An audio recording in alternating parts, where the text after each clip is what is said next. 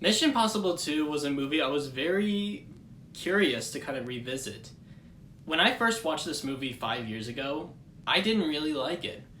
I thought it was like the worst Mission Impossible movie we'd ever gotten. But 5 years later, someone who's more experienced with film production, and who has seen all the Mission Impossible movies, I'm happy to say it's not as bad as what I remember it being.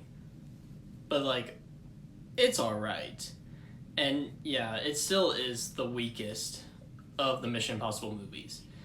In fact, while we're on it, let me talk about my criticisms that I have with the movie.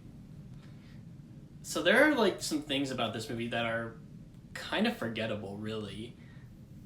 Like, I thought the villain was kind of forgettable, and the one guy who like joins Ethan Luthor, like, he never comes back. And yeah, I mean, I just can't really think of any other things, but like, something about this movie just does feel a bit forgettable compared to all the other movies where like you remember so much about them. But with that said, I still kind of had a fun time with this movie, really. John Woo's directing is mostly really good. Like, I'd say the one little thing he could have improved on was just dialing down a bit of the slow motion. But all his action scenes are just so well directed and choreographed.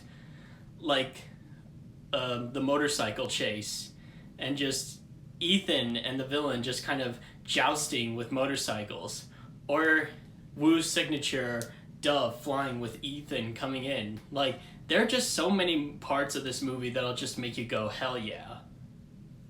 As we know from our good buddy William. The acting is also fairly solid. Tom Cruise as Ethan Hunt still kills it.